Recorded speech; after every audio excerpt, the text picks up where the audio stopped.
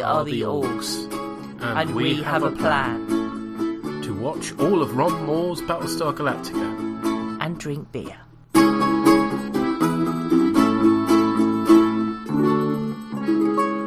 Hello friend, welcome to Borgcast Galactica 6.11 with Peter and Anne-Marie. Hello. Hello. Hello. And we're covering Daybreak. Here we go, finale of Battlestar Galactica. Yeah. It's gonna be a ride. Have your attention, please. I'm going to be asking for volunteers in the rescue of the child Hera. There is a line running down this deck. Volunteers, move to the starboard side. Everyone else to the port. It was originally going to be a 2-hour finale, but then it grew into 3 hours. Yeah. Because they didn't have the budget to do what they wanted to do in 2 hours, so they added an episode. Yeah. Give you an idea how it's gone. I'm halfway through my 4th pint. Yes. And we haven't even started recording yet. Well, we just have. Yes.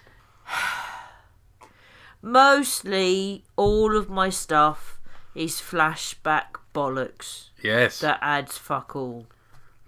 Indeed. So, I am going to only deal with things that actually have a point.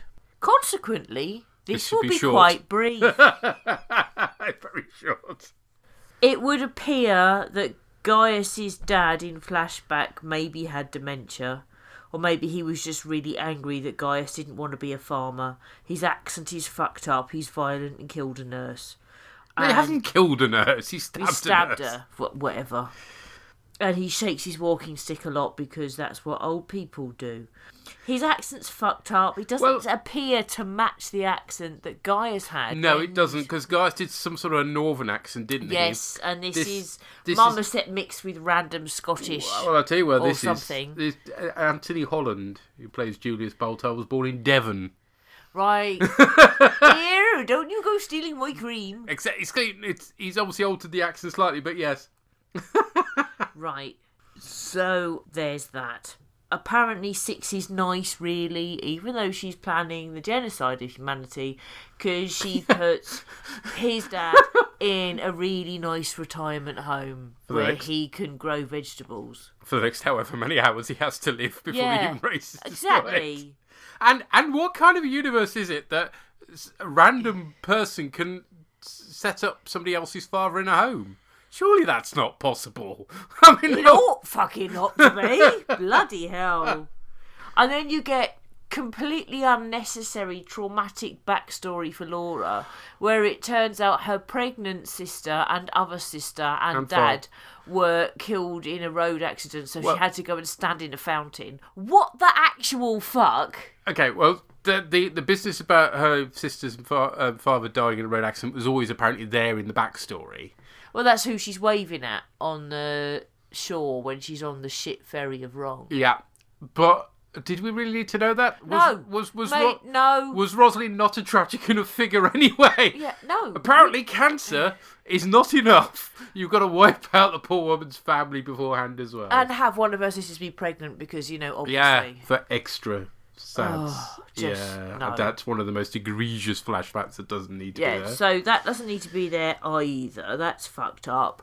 And then she set up, because she's grieving, she set up with a blind date with someone who used to be her student. Yeah. And somebody, but you don't know who, is basically saying, either you've got to go on this date with somebody who used to teach and you've got to shag them, or you've got to be part of President Adar's campaign. So she becomes President Adar's campaign. Like, what actual friend would do that bollocks to someone? It's very strange motivation going on here. And why do we need that? We didn't know. Literally, the only reason this exists is for that line which says, "Yes, I'm with it all to the end," right? Which she obviously is. But really, that's your setup for that? We didn't need any of that shit. Wow. Like, literally none of it. We didn't need any of the bollocks about Gaius's dad being a farmer just for the payoff in your episode with the fucking rural shite of Wrong bollocks, which I will come to.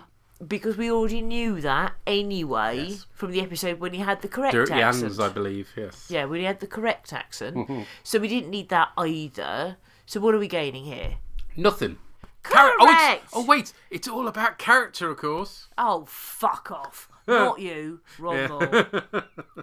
Fuck Ron Moore in the ear. Ooh. So... It's going to take more than an earbud to clear out, but anyway. So, you've got Cara doing maths with the tune, because obviously. You get to see the colony ship, which is a sort of, I don't know, Dragonfly Lexi sort of thing. that's got some purple in, which I like, but it's also a lot of shit brown. It made me think of Warhammer, really, and something kind of Slanesh-nurgly, Oh, right. Blimey, you know. Charlie. Anyway, is it Slaneshi Watch, is that Oh, it? no, we don't want that. Thank you very much. Ah! That's a Space Dock jury thing, that. Blimey. Yeah. Then you've got Cavill being a cunt and just wants to get a tube into Hera to test her. And Simon and Doral are just as callous and cunty as Cavill. Simon and Doral are like Simon and Garfunkel, but slightly grapper. Yeah. Yeah, they are. And then you've got Hot Dog, who's got the baby because, of course. Well, it's nice they've remembered that, Yeah. because that could easily have got completely forgotten. And not all the photos have been claimed from the memorial wall, and his theory is that some of the people that the photos belong to have since died. Yes, which makes sense. Yeah. It's logical. So Adama, for no fucking reason at all, In a very takes- drama queen way. Oh, fucking hell. Takes a photo of Athena and Hera and goes, now, because my ship is dying and I can't cope, we've got to give it one last hurrah by going on a completely needless mission that makes no fucking sense to me. It makes sense to the Cylons, don't get me wrong, but it makes no fucking sense to me, and I'm going to draw a line with tape and be overly dramatic for no reason. Wait. No, totally fine. Yes. Series Fucking yes. Fucking yes. Hunt for the Wilder people there. Also, that moment when he stood out, he's gone in, he's seen the photos, he's gone to leave, he stands in the doorway, all dramatic pose, and it just needs somebody to edit on a fart at that point. Yes. I'm sorry. Yeah. Oh, they're out, they're in. Yep. Yep. And now all of a So sudden, slow. everybody's got to go and get Hera because they've plugged Anders in and he's somehow magically come up with something, even though all the other times they've asked him to something, Yeah. he's come up with arse shit. Yeah, and suddenly he's come up with the answer. How amazingly convenient for the plot. It's like one of those times when you've got one of them biscuit selection boxes, and imagine, I don't know if have you ever done Lucky Dip biscuit selection box? I've never done Lucky Dick selection Oh, box. right. Lucky Dick selection box. That's something completely different, but I've not done that either. And those photos prove nothing. Episode title. Custard cream! The custard cream! No, oh. Lucky Dick selection box. That has to be our episode title.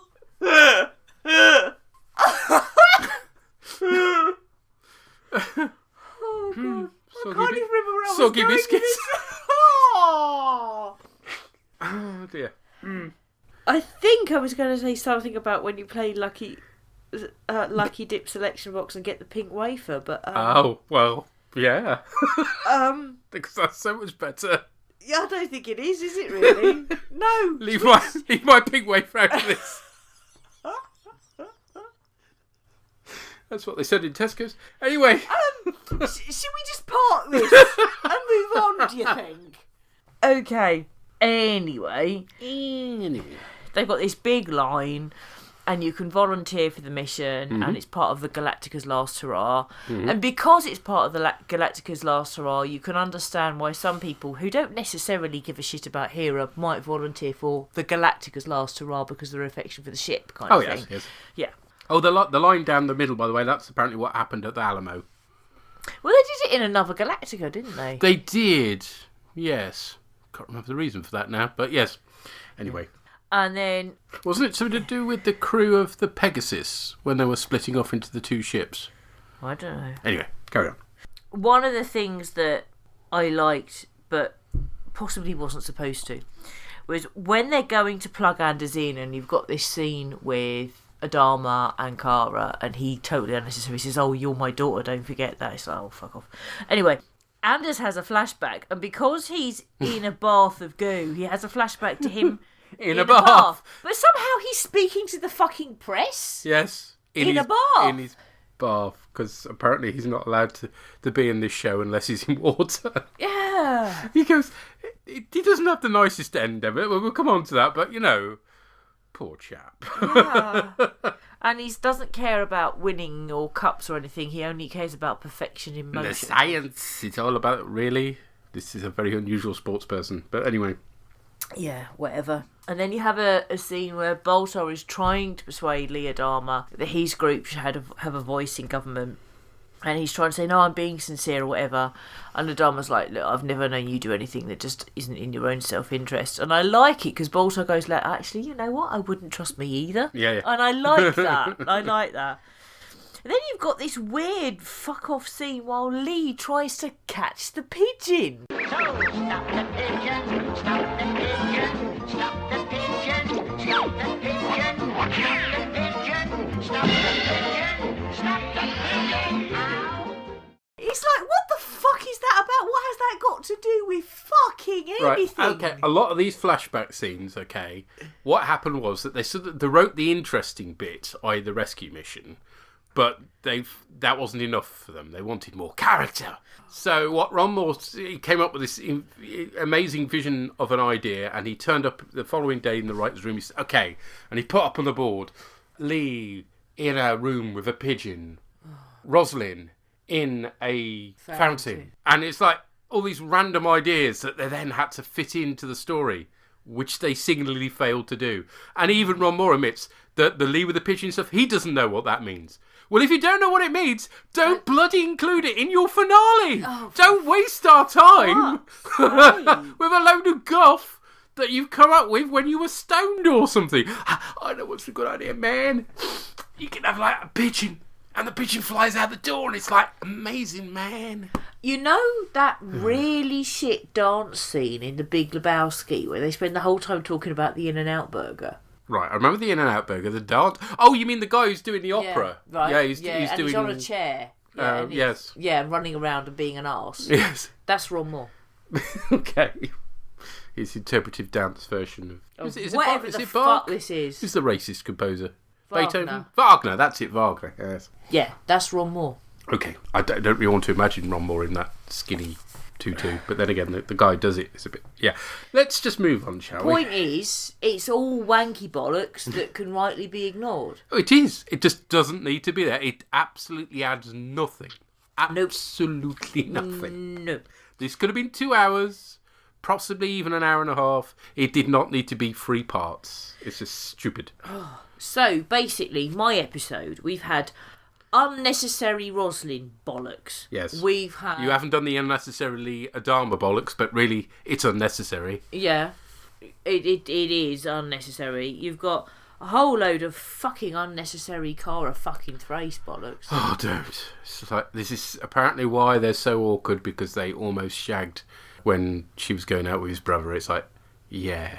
And he had a reputation as a girlfriend stealer. Yeah, like, lovely. He's a nice guy. Yeah, I mean, all this does is to serve to remind us why we hate Lee and Cara. So, well done, guys. Yay. Also, Lee's hair, what the fuck? I know. What the actual fuck? Throughout this story, it's in various amazing states. states. Pre-COVID. He has no hairdresser's a shut excuse. No. Weird. And at the final scenes of him, it's just... Oh.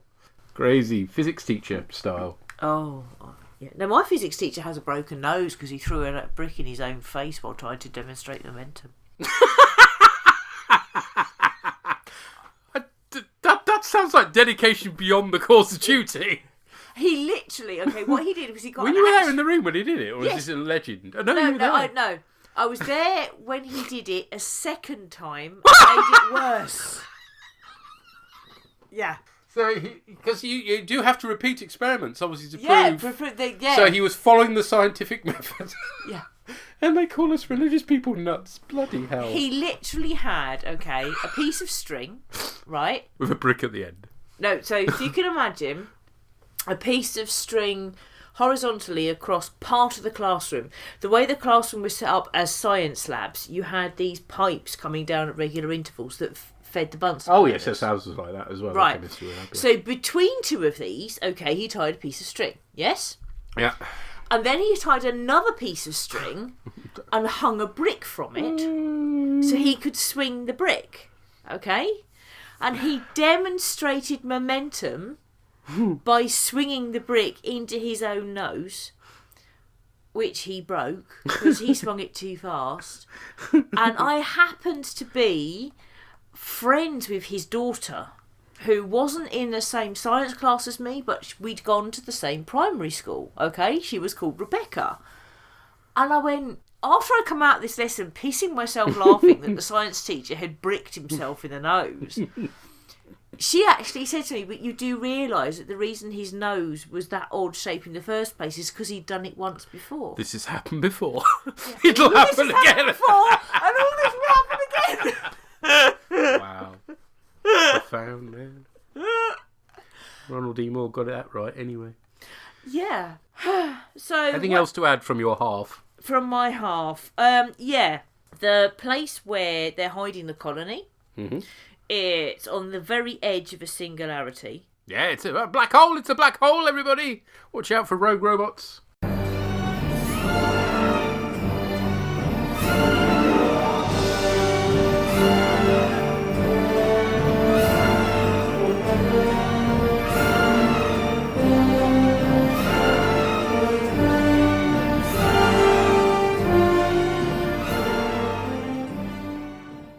And there's loads of asteroids, because there would be. Do you Yes, mean, attracting. being Yes, and they're on the whatever. edge of the accretion disk or whatever it's called. Yes, Yes.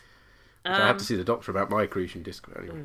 And you've also got a load of unnecessary Ty and Adama flashbacks in a strip club. Oh, it's lovely, isn't it? Yes. Apparently, Ronald D. Moore wanted some male strippers in there as well, but they somehow failed to let that happen. Funny, not? Why can't they just be in a fucking pub? Yeah, I know. It's just so seedy and sad, isn't it? And apparently, at one point, Ellen was going to strip as well, which I'm rather glad we missed out on personally. But there we go. Yoink.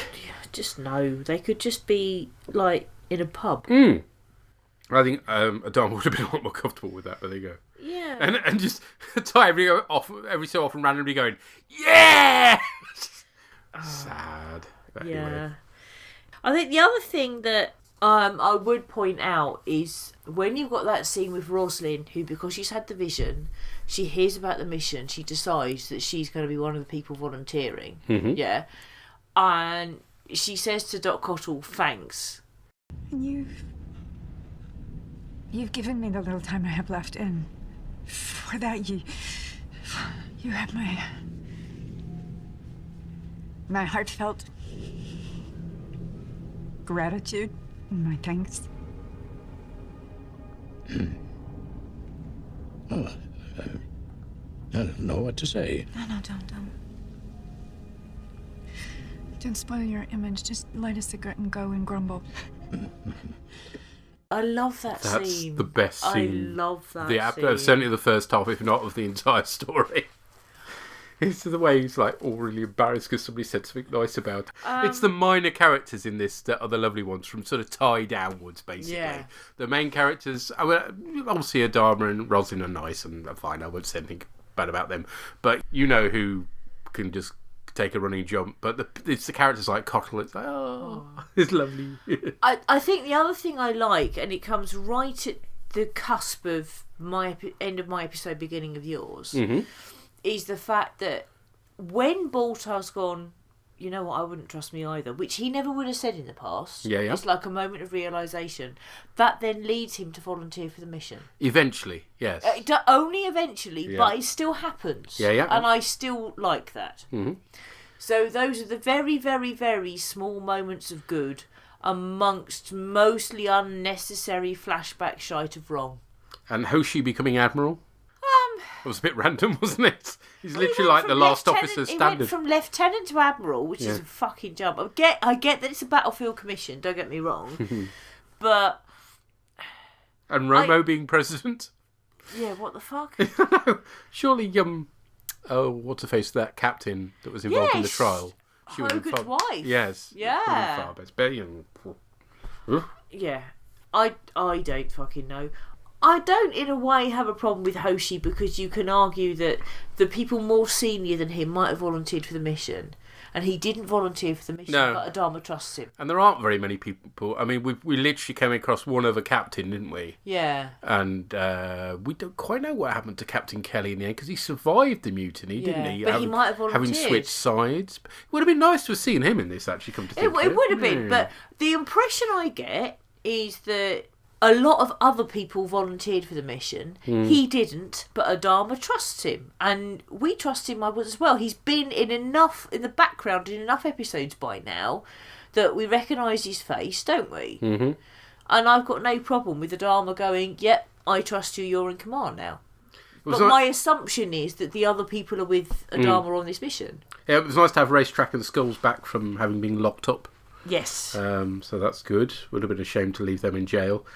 Lee back in uniform, because, Yeah, but character progression is more of a sozzled fish, But let's he face does it. specifically say that they're recording anybody who's ever had experience. Mm-hmm. Yeah, but he's leading the commandos in my episode, guy. That was one of the turns they almost took. With the terrible hair The terrible hair, yes. of Rom. And it finishes with the Centurion deacons, with their deacon sashes on, Yes. so that they know whose side they're on, which is a nice point. Except you, because you're you, went to a deacon place. Yeah. I went to a Wharf Baldrick place. Oh, right, fair enough, yes. Exactly the same look with the sash, Mm-hmm. but A day to die. yes, which works better, I think, than being a deacon. Yes, it makes more sense, doesn't it, really? But there we go. Shall I take over? Yes, please do. Your episode has more stuff in it. Oh, yes, the first half of the episode is packed with stuff. The first half of the episode is what the finale should have been, let's face it. Roslin gets triage training from Ishay as everyone reports in for the attack, which is nice. The gruesome thing about putting an X on people's heads. Oh, yes, it gets very mashed, doesn't it? Yeah, but it's like, if you want to survive in sick bay, kill the fucker with a marker pen. Caprica 6 joins Boltar in combat gear as the defence force. Quite nice. Tyrell is on the bridge now as they jump right underneath the Cylon colony and get their living crap shot out of them until they connect Sam into the hybrid network and knock the other hybrids offline. That's a thing, apparently. Okay, he's got the power to do that. Then Galactica rams the colony, which is nice, breaching it and enabling the strike force led by Lee, Combat Lee, to attack along with the Deacon Centurions. Or we say Klingon Centurions, I don't know. Racetrack and Skulls Raptor is hit by a lump of debris just after they arm their nuke. And initially, then nothing happens after that. You think, oh, okay, that felt like it was leading up to something. It does. But later. It takes its good time, but yes. Starbuck leads another assault team and comes up against an old school Cylon, which is nice. We get a few of those. And later on we get hot Centurion on Centurion action as well. Boomer turns on the Simon running tests on Hera because number 8s can't ever stay on the same side for more than 5 minutes. It's supposed to be a last act of redemption, but it just seems like yet another switch of sides from a character that's always doing that. So it doesn't really have any force of like, oh yes, this is my moment of redemption, because let's face it, she's been redeemed and then she's fallen, then she's been redeemed and then she's fallen. It's like, oh, really? There's a nice scene of Cavill bickering with Simon about going on the offensive, just proving he's a cross-patch with everybody. Oh, yeah. Caprica tells Boltar she's proud of him for stepping up to the plate, and they kiss, only to be interrupted by Head 6 on Boltar, which is a nice moment. I like that. And I love the whole, you can see that. Yeah. Starbuck's team finds Boomer and Hera, and she hands the child over to Athena. Boomer doesn't apologise, and Athena understandably fills her full of holes. Yep. We get a flashback of Boomer getting roasted by Adama and Ty for making a mess of her landings, but them letting her off. And she says she'll pay him back one day, which she sort of has. Not convinced we needed to see the scene, though. And originally it was a lot more flashback Boomer scenes, and we don't need to see those either. No. There is a longer cut by about half an hour that's all extra flashback scenes, which the Llama God was going to watch. I pity him if he did, to be honest, but there we go. Oh, God. We don't need any more unnecessary flashback bollocks. No. What we need is a director's cut that is without all the flashback stuff. That I would happily watch. Can we have an editor's cut where the editor is allowed to actually do the editing without the producer going, oh, but I want that bollocks because reasons and character. Oh no, I had this vision. Yeah. Oh. Starbuck's team meets up with Apollo's and they get back to Galactica, but Halo is shot by Doral and Hera runs away with Athena chasing after, as per the Opera House dream. Even Tomohiro Pennikit thought his character was dead at this point. And Yeah. you do too when you're watching it. It's like, oh, that's a shame. Halo's dead. He's not, but yeah, it looks that way. Rosalind spots Hera and hides her from a rampaging Cavill, only for Hera to have scarpered again and wound up with who else but Baltar and Caprica, reenacting the dream. They end up in CNC, which has been assaulted by Cylons, and we see Adama finishing off a Simon, so to speak. As in the Opera House dream, the final five are on a balcony looking down, which is a nice touch. Yep. Of course, Cavill has survived for a final head-to-head, where Baltar confesses to seeing angels and gives yet another sermon. How do you know God is on your side, Doctor? Cavill asks. They're not on everybody's side, but a force of nature beyond good and evil is the answer. Ooh, fair enough, that's quite cool. Yeah. Baltar both starts and ends the war effectively, so that's quite cool as well. Tai tells him they'll give him resurrection in return for peace and Hera. Cavill calls off the Centurions and Raiders. So far, well, to be honest, relatively unimpressive. It looks like it'll be a get the hell out of our galaxy moment, to be honest. It all sort of peters out. But, this is where Ron Moore does shine, because, he doesn't let things go quite so simple as that. To share the secret of resurrection, the final five have to share everything with one another, as they've all got a bit of the recipe, effectively. And you can just see Tori getting antsy about that. Oh, she's like, can we just accept that whatever... Mistakes were made. Bit of unfinished business is going to be exposed. There's a great line from Cavill about not keeping two civilizations waiting. As the link happens, Tyrrell breaks off the link and kills Tori. Love it. And everyone opens fire. Cavill commits suicide. I love it. Which is rather unexpected, it has to be said. It is, but he's just... frack! Boom! But he's just like, I've had enough of this. It's Yeah. like he can't cope anymore, Yeah. Apparently, He's such a cunt, we're not sorry. Yeah, no. That was on the suggestion of Dean Stockwell, apparently. It wasn't planned. Kudos to Dean Stockwell for that. He's been fantastic throughout, hasn't he? He has, absolutely. Because this is BSG and there are never completely happy endings, this had to happen, obviously. Although it had to happen for them to accidentally find Earth. Aha! Remember Racetrack sitting on those prime nukes? Well, she fires them into the homeworld. There must be some way out of here, Starbuck says as she jumps Galactica away to the coordinates indicated by the numerical value of the notes in the song. Which is, music and maths are related, so I can just about buy that. I'm sorry. It just reminds me of when I was given a present when I was like 7 or 8. And it was this little tiny pastel blue keyboard with numbers on instead of notes. Mm-hmm. And you learnt to play... things like Twinkle, Twinkle, Little Star by 1, 2, 5, 5, 6, 6, 5. Yeah. And that's what it reminded me of. Yeah. And that's what it is. It's the navigation by Fisher Price, basically. By Fisher Price kids' tiny pastel keyboard from the 1980s. Fuck off. Back to Lee and Kara talking about fate in the past. Really? How to kill the mood. Galactica reappears and does a shimmy along its back, which can't be good, and sure enough, Ty says her back is broken so she can't jump again. But it's okay, because they're at Earth. But it's Earth in our past, with Neanderthals wandering around. 12 hours later, the rest of the fleet jumps to their position, somehow. Presumably they sent out a raptor to fetch them. They land in Africa. It began in Africa.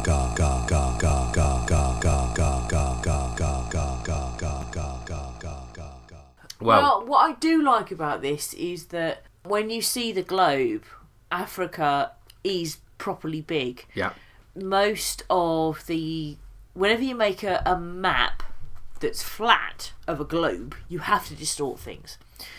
And both British and American society is used to a distorted map that makes Africa seem smaller.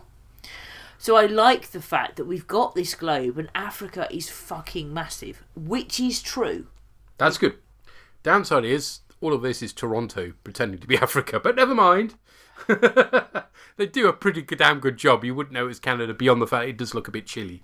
But, there's a bit of a wind blowing, obviously. But they've replaced some of the trees with African-style trees. And obviously they do edit in some deer and flamingos later on. Impala and stuff, yeah. Hoshi hands back the Admiral's stars to Adama. There's a nice moment where Adama pulls Geis's leg about the suggestion they'll need to breed with the natives. Yeah.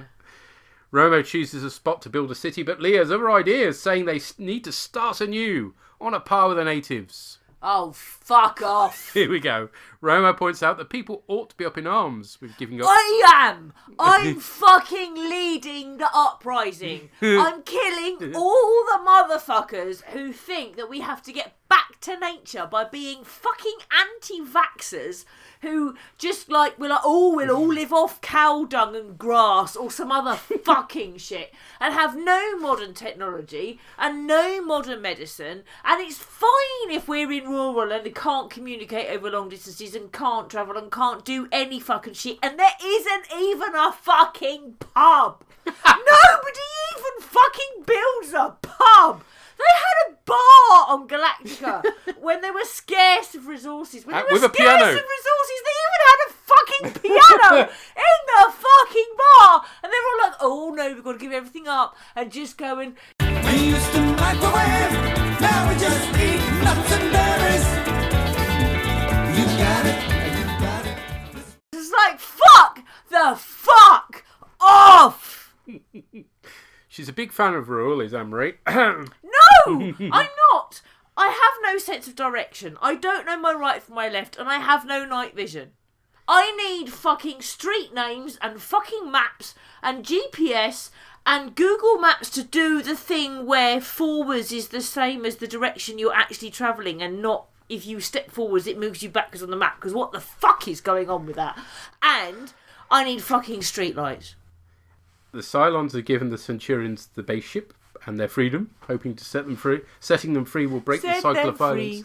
Free, set them free, set them free. I think it's kind of a nice touch, because they could have been easily overlooked just as cannon fodder, but actually, no, they are being given the chance to choose their future, which is lovely. Anders, lucky man, will be guiding the ships of the fleet into the sun, which is nice. Bye! You've got to feel for Michael Turocco, who, with the exception of that one flashback scene where he's still in a bath of water, spends his time shaved, naked, and mostly speechless. Or just gibbering, you know. Kara says her goodbyes. Yeah, well. Adama says his goodbyes to his ship, flying off in a Viper, which allows for some nice final shots of the Galactica, which is good. And also you get the old theme playing as well, which is nice. We find out his flashback scenes were about a desk job that he had to take a lie detector test for, which he decides isn't worth it, so goes back to being commander of the Galactica. Not sure why any of that was necessary, beyond the fact that Ronald D. Moore apparently hates lie detectors. I mean, I'm not fond of them either, but what the reason for including that is... Anyway, Anders' flashback is explained about him, reflecting on how his sporting career is all about the beauty of physics and mathematics. Wow. Guess he's happy now he's become a computer. Is that what we're supposed to think? I mean, it still seems like a bum deal to me. Yeah. I mean, not as bad as Gator, obviously, but even so. We get the fleet flying off into the sun, but still have 24 minutes of the episode left. Anyways, Tyrrell is going to set up home all on his own in Scotland. Yes, Scotland, that's what's being indicated by the Highlands, as he's had enough of people. Wow. I'll wait to see if the Lava God says anything about that. Ty admits he'd have done the same thing if it had been Ellen that Tori killed. But the thing is as well, throughout the whole of this, Caprica is with Baltar, not Ty. Ty has conveniently forgotten the woman he supposedly loves so much he impregnated. Yeah, I do feel like we're missing a step there, because I know obviously she had the miscarriage. And then it feels but he was like there with her then. But it's like he's discarded her and now she loves Baltar or some bollocks. It's just... Well, her loving Baltar again, they do some groundwork with the business of, them fighting together, and she saying that she, before the problem was that the one thing she lacked was a sense of selflessness or some such. Anyway, they do try on that side, but the Thai business is like, you're yesterday's news, I've got Ellen back again, all is well. Doesn't work. Bit weird, but there we are. That's, it's not the weirdest thing in this, let's face it. No, but that doesn't make it any better. It just makes it another turd in a big pile of turds. Back to the flashback with Ellen and Ty, with her celebrating his retirement so they can spend all their time together, which is nice. That's the one flashback scene that kind of works for me. Because it's like, all this time with her sleeping with her guys is kind of because she wanted his attention. It's almost like a cry for help. Yeah. And that's all she ever wanted. it's kind of nice. I mean, they're stuck now because, no alcohol in Neanderthal age, so I don't quite know what they do for booze. They're going to have terrible DTs, but, apparently they're quite happy. Apparently it's all fucking idyllic. Yeah, apparently, yes. Fuck the fuck off. Adama and the ailing Rosalind are on safari. Safari! He proclaims the planets they're now on to be called Earth, which kind of explains that one, I guess. He carries her to the raptor so she can get a better look at the deer, which is kind of sweet. Well, it's the impala, and then they sweep over the flamingos. But aren't they worried the natives will see the raptor and go nuts? I mean, it's like they're supposedly, matching in with the local civilization, and they're flying around on their raptor going, "Hi, guys!" Yeah, it's not like they say, "Oh, we can cloak and it's fine." No, exactly. And it makes a lot of noise as well, flying around. Yeah. He says goodbye to Lee and Starbuck with a final, "What do you hear?" And apparently he's off for good. What the fuck is that? Nothing but the rain, bring the cat in. What the actual fuck is that supposed to be? I don't know. And then he's off for good for reasons. I mean, he knows his wife is dying, and she does quite quickly. So what's stopping him coming back to be with his son and what he calls his daughter? Don't know. He's just going to become a hermit now. What the frack? I don't know. Just going to sit there on his mountain and talk to himself? Apparently. Having made a Kirk-style mound of rocks that presumably some lions are going to come up and eat poor old Rosalind's corpse. I mean, that's not going to work, is it? Anyway, Kara says she's off. Her angelic job having been done. Back to their flashback where they're about to bump uglies until they wake Zack. So yes, finishing with the contempt we have them throughout. Ronald D. Moore talks about them always being at the moment where they realise it's wrong for them to be together, which is why they're always an unlikable couple. Yeah, that's really selling your main characters, isn't it? Just never make them a couple in the first place. There is this thing, Ronald D. Moore and a fuckload of other writers, where men and women can do this thing where they're friends. Like, have you heard of this? Because, I've got loads of male friends and non-binary friends and same-sex friends, and so does Peter, and so do all of our other friends. There's this thing called being friends, which, happens. Well, to be fair, we have that with Adama and Ty, so it's not like it's completely absent. But yeah, the whole Cara Lee thing. It's life, just unnecessary. A mess from day one, isn't it? Anyway, and then she's gone, which is a relief to us. Although Lee's surprisingly cool with that too. He's just like, okay. Oh, and yes, his latest character trait is he's going to be an explorer. Because, yeah, fine. Just roll the dice and see what you're going to do next. Back to him with the pigeon as it flies out the door, which, again, nobody can explain that one, including the writers. Back to Rosalind. It's not even fucking long-distance Clara off Pigeon Street, is he? It's not even that good. Back to Rosalind with her former pupil, whom she kicks out, which seems a bit harsh, but there we go. Apparently this has made her think she'll run for office under radar. Really? Why? What? What's the connection? Anyway. Back on safari. Rosalind corks it, and Adama puts his wedding ring on her finger, which is sweet, to be fair. Yeah, it's sweet.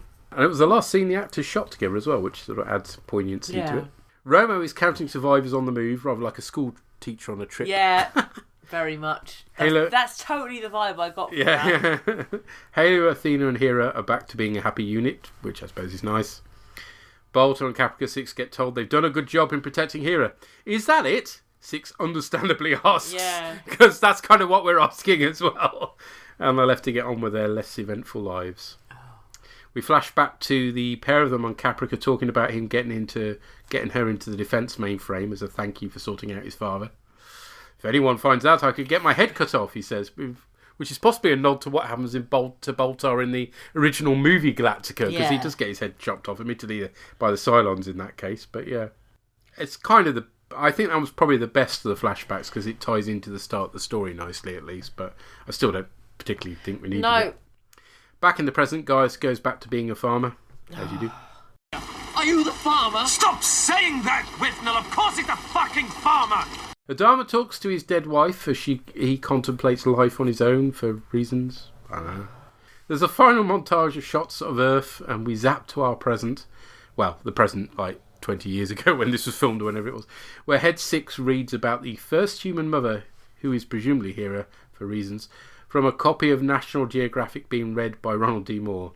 By the way, out of shot, he's wearing a Jimi Hendrix T-shirt, but they didn't include that because that would have been a bit too much, I think. And this just really winds me up because mitochondrial Eve is black. Yeah, that is a problem. And they've just whitewashed the whole of human history, and you've got the whole white supremacy thing that makes out that, you know, to be white is the norm, when actually to Adam be and black, Eve definitely white, weren't they? no, to be black is the norm. Yeah. And so to have Hera as seem okay, she's got brown hair and brown eyes and doesn't look part Aryan. Asian, but even so, Doesn't not obvious and blatantly not black. Yes, quite.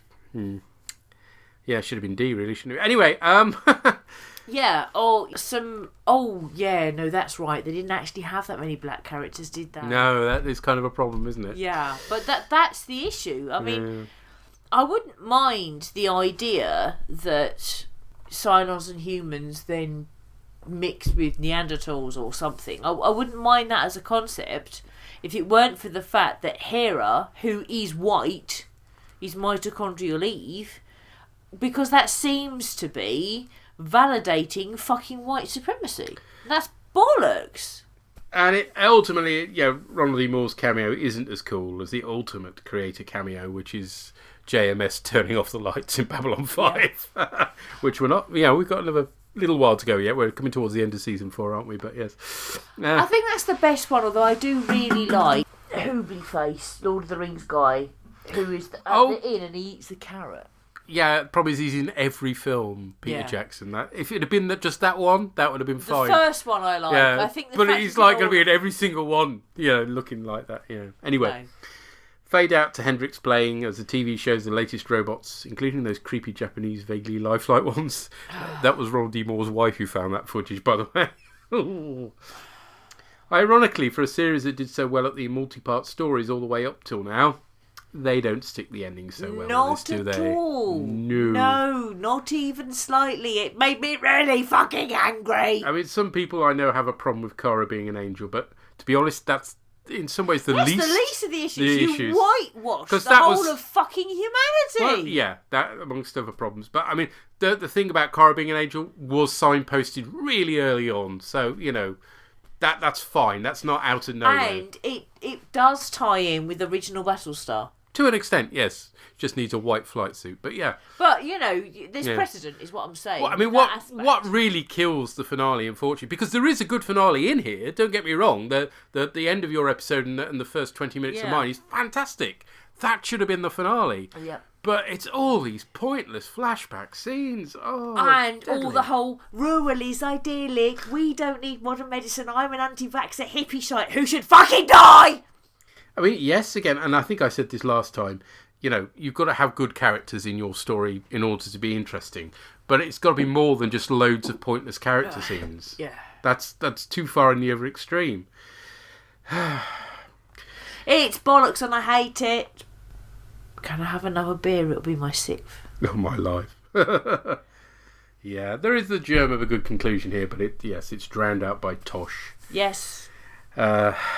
But there we go. There are some genuinely good scenes. I mean, the way they tie in the opera house stuff, that's really good. Yeah, I really like that's that. Stunning. The shot up, looking up. Yeah, I love the space battles as well. And finding Earth and the idea that our ancestors works. It not in the way they've done it, but it does quite work. But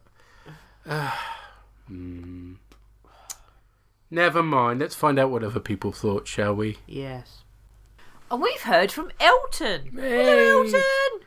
Yes, of The Expanse, Shonky Lab, Grand Prix, and of course the legendary Black Dog podcast. Yeah, I've just listened to the most recent episode of Into the Expanse, which is an awesome podcast, and I love it. And thank you. And he writes, just a quick one to say thank you for your complete BSG review. I have thoroughly enjoyed each and every episode of your show. You've been with me through highs and lows, sunny days and rainy nights, dog walks and decorating. I've watched the whole series twice, so didn't feel the need to revisit as I really struggle with the later seasons, but you two have breathed new life into each episode. I wanted to say thank you, and I look forward to anything you cover in the future. Cheers, sir. Very Thank sweet of you. That's very sweet of you. And I do, if you haven't watched The Expanse, do. And then when you're watching The Expanse, listen to Into the Expanse. We've also heard from Doreen. I had to keep reminding myself this was the last of the series rather than the pilot. See, I can see why you'd think that, yeah. We could really have used all those flashbacks and character stuff before now. Yes, you're not wrong. We are supposed to be saying goodbye to the characters. Not hello. The ending was really depressing, and most of the rest of it was, too. Anthony tells me it's all about cycles, and that Ron Moore is not suggesting we are descendants of these characters. Yes, it's not real, I know. But that's kind of what he is suggesting. I mean, he obviously doesn't believe it, but that's kind of the suggestion of the show, anyway. Yeah. I thought it was stupid and dangerous that Adama was going to send their ship's rubbish into the sun. Yep. But Anthony said the sun would barely notice, yes. It wouldn't send debris flying back towards the Earth. No, it'd just all melt. Starbuck and Lee were terrible in one of the last flashbacks. Yep. And in everything else. Nearly getting it on while Zach was drunk on the sofa. When Lee was talking about his plans and Starbuck just disappeared, he said, "She wouldn't be forgotten." I replied, "Oh, please, please let me forget her, please." Yeah. Nice one. Yeah, we're with you there, Doreen. Yeah. Thank you, Doreen. And we've heard from Sampo and Yana, who write, "Okay, here we go, how to do this. Let's start with the flashbacks. Although there's nothing wrong with them, they do seem a bit unnecessary." That's what's wrong with them. Yes. And make it feel like an episode of Lost. Yes. Oh, it's been too long since I've seen Lost. You don't need to rewatch it, trust me. Not really sure if this is the point to add stuff to our characters' backstories. No, you're right, it isn't. Although seeing Adama and Ty in a strip bar was fun. No. Would have been better in a normal pub.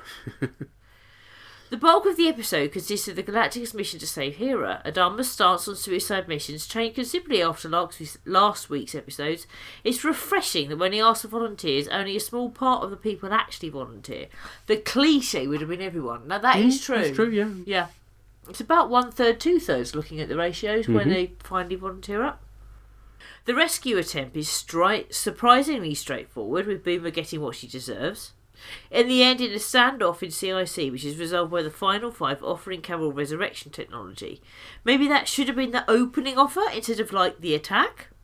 And it appears that everything could end with a happy ending, but you could call this podcast Tyrrell You Twonk Part 2, since the entire peace between the two species is ruined when Tyrrell finds out what happened with Callie and strangles Tori. Although it's a quite understandable reaction. Yes. Yeah, I mean, she's a cunt, she deserves to die. I was applauding.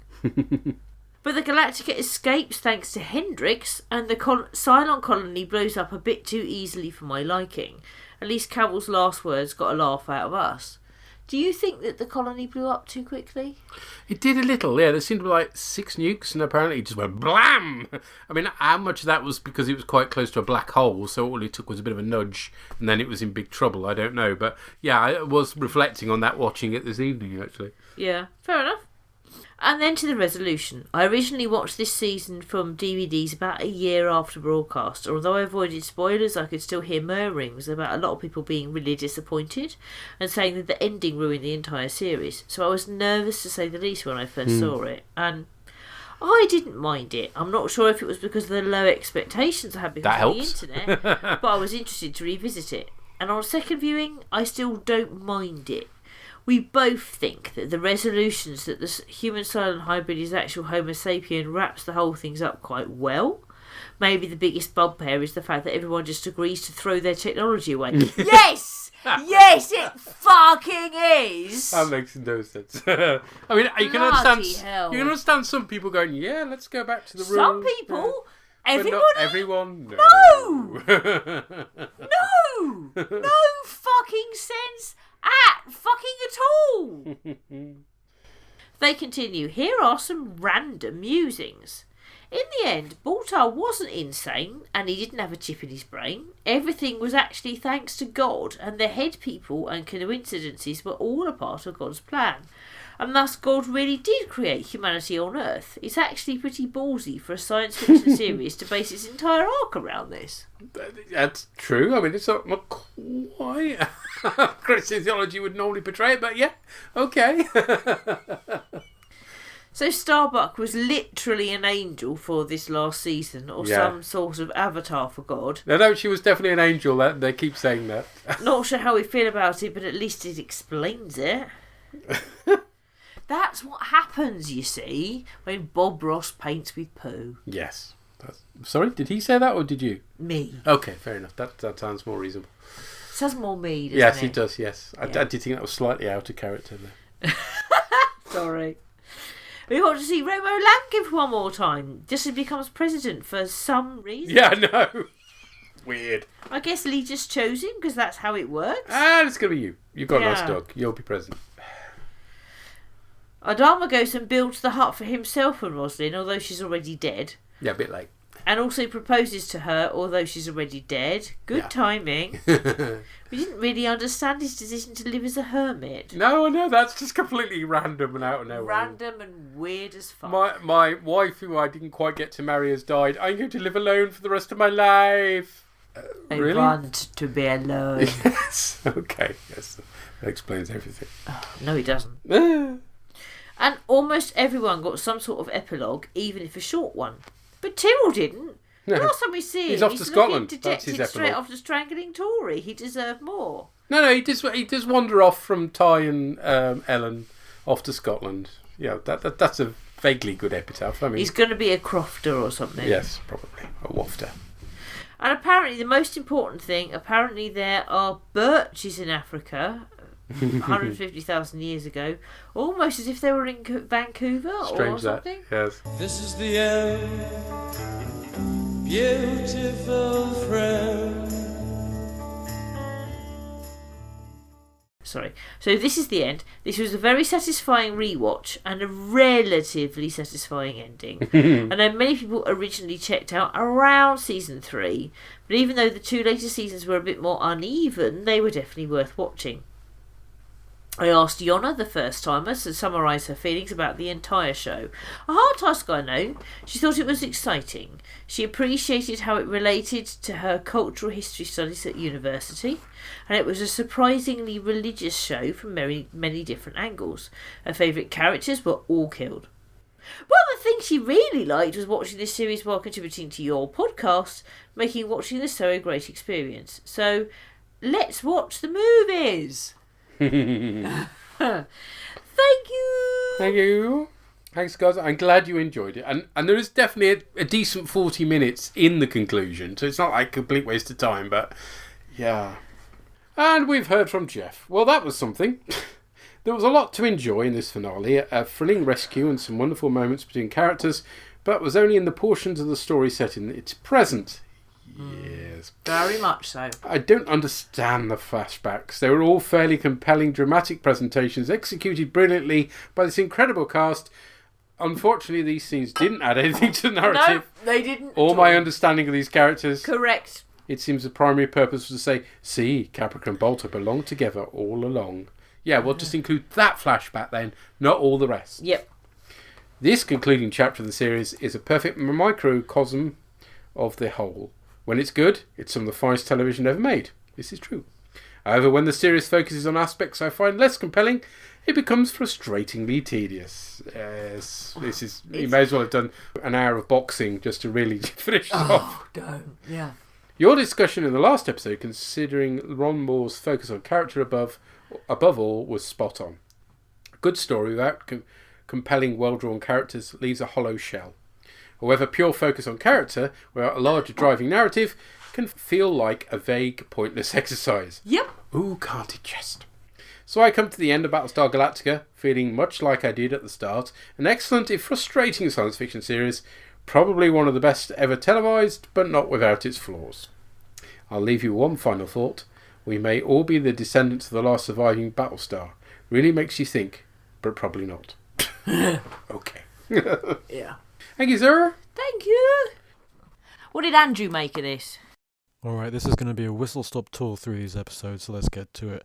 The flashbacks didn't do much for me. I get that they're adding a kind of exclamation mark to how our characters have changed, and stayed the same as well, over the last 4 years, but I didn't feel there was much missing either from these episodes in particular, or from BSG more generally, that the flashbacks filled in for me. There's a strong sense of this really being the end. One way or another, Galactica's done for, so may as well put her to good use in one final battle. One might ask, is it worth it to risk Galactica, her crew, and her pilots to rescue a single child? The answer is yes.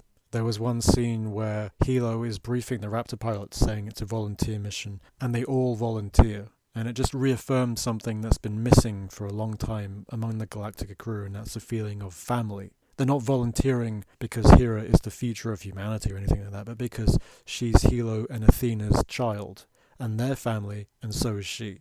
So that's very meaningful. And that's before you even understand the retrospective importance of going after Hera. If they don't, then our modern world, 150,000 years later as it turns out, is completely different.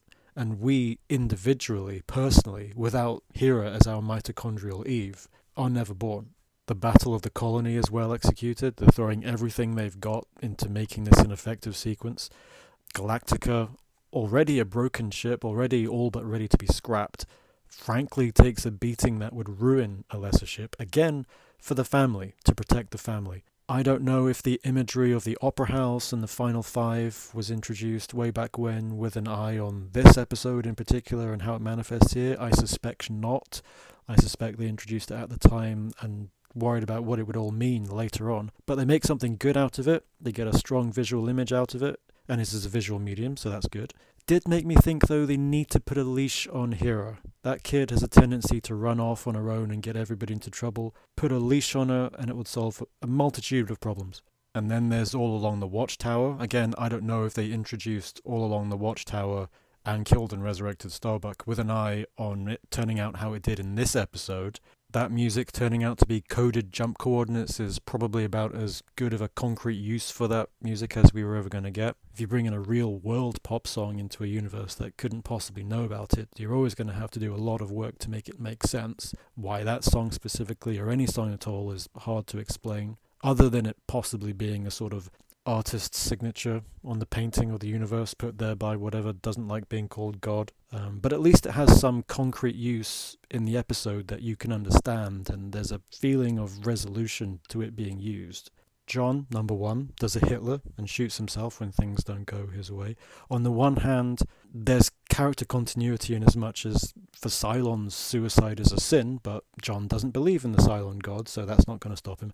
But on the other hand, it is kind of odd that he shoots himself dead mere moments, on-screen moments at least, after agreeing to help call off the pursuit of humans, which has been his goal and the Cylon's goal for the entire show, to wipe out humans. He's agreed to call all that off, or at least say he will call it off, just to get Resurrection back. He wants the thing that'll let him live forever, but then he shoots himself. It's a bit odd. But then, as we've seen already in this show, when it comes to suicide and characters, sometimes you just can't tell. Plus, it's not really the comeuppance that you're hoping John number one gets. It kind of struck me, actually, as just getting him off the board because the story didn't really need him anymore. That wasn't great. What else? There's an idea in storytelling that you can use an unlikely event to start a story, but you can't use one to end the story. You can have someone go to a bank, and that just happens to be the day that someone else robs the bank, and they end up being taken hostage. But you can't have the bank robber then slip and fall and break his neck. Something unlikely can get the characters into trouble, but once they're in trouble, they need to work to get out of it. And BSG is replete with unlikely events that resolve stories. And here at the end is the biggest one of them all, when all the manipulation comes to a head and the desired outcome is reached. And that's the danger. Whose desired outcome is this? Is it the desired outcome of our characters? Or is it the desired outcome of Head Six, Head Boltar, and whatever it is that doesn't like to be called God? Once it's clear that there's a bigger picture, there's a danger that what we've been watching for the last 4 years gets almost relegated to being secondary to that bigger picture. Because you naturally want to know what that bigger picture is. You want the characters in the story to have agency. You want them to work through problems. The danger that BSG runs into at the end here is that the bank robber slipped because God made him slip. And that's really no more satisfying than if the bank robber slipped by accident. And I think Starbuck is the biggest casualty of that. By the end of this series, she's a literal tool to get the fleet to where it needs to be. And once she's done that, she disappears. Job done, see ya. She stops being a character. She becomes a plot mechanism. And I suppose the threat is that if you look at the show a certain way, if everything is part of a plan, then all the characters are just going through the motions. And that's not really what you want in a story. That said, you can't help but feel that the characters deserve the less eventful lives that Head Baltar promises when they arrive on Earth. Our Earth, which you just know, as soon as somebody in the writer's room came up with that idea, there was no way they weren't going to go with it. Some interesting stuff there. We've got a potential explanation for the Fermi paradox. The liberated Cylon Centurions, in gratitude for being given their freedom, made sure that Earth was left alone for the next 150,000 years. I'm sure this was completely unintentional, but there was something a little white saviourish in the very white European Leodama saying that they could teach the tribal Africans how to speak and use language. I know a lot of people at the time when this came out thought that them giving up their technology was a stupid idea. You've landed on a new planet, why wouldn't you keep your technology that might make life easier? I'm not against it. I'm as surprised as President Lampkin that people agree to it, but I think breaking the cycle, or at least intending to break the cycle, is a good note to end on for a show which is all about cycles, even if it doesn't seem as though it actually works in the long term since we're building our own robots now. But the intention from their end was there. But it does seem as though not having technology may indeed have made life harder back then, at least in the case of Hera, since we learned from the National Geographic article that Head 6 is reading that mitochondrial Eve died a young woman. So obviously life was not easy for the fleet once they landed on Earth. Or maybe Hilo and Athena just weren't as good at teaching her how to hunt, farm and build a house as they claimed they would be. Or maybe Hera just ran off again and fell into a hole or something. I know Edward James Olmos likes this ending because he connects it to the world of Blade Runner and the replicants in Blade Runner being our Cylons, and so the cycle's kind of repeating again. One wonders if the profusion of apocalyptic stories involving AI in our modern storytelling is a kind of inheritance in our collective unconscious that stems from our ancient ancestors. It could be a similar story to monotheism, too. Maybe our capacity to believe in a single god is part of the Cylon code that passed into our genetic line through Hera before she ran off and got lost in a wood and died. And finally, there's the very important news that, given BSG ends in our modern world, turns out that Jesus is in Battlestar Galactica continuity after all. So it all comes round in the end. I'm sure I've forgotten something, but I'm also sure that that's more than enough to be getting on with. All that remains to say is to Galactica, the best ship in the fleet. And also remember, always remember, don't love. Okay, bye everyone. Thanks a lot. Take care. I think at certain points in that feedback, I had Tracy yelling in my ear. So you need to realise, darling, it's not reality. Yeah. But there we go. Yeah, the bigger picture problem, I can see where you're coming from on that. Yeah, if they're all part of some greater destiny, then it does rob them of their agency. Yeah. But, choices are made all along. I mean, for instance, Baltar stepping up to the plate and, manning the barricades and as a result, being able to rescue Hera. He chose to do that. He could have chosen not to do it and be his former Weasley self. So ultimately, the choices that made by all the crew do make a difference and add towards the final achievement. So in actual fact, Head Baltar and Head 6 don't really do anything. They push as much as they can, their counterparts, but they don't do anything other than suggest what they might do. And even then, they're doing it very not directly. Indirectly. Yeah, there's a better word for it than that, but never mind. I like the idea that, yes, it's sad that Hera died young, but maybe she just ran off and fell down a hole and died. Yeah, that fits. Yeah, you never see rains, do you, in the Galactica universe? No.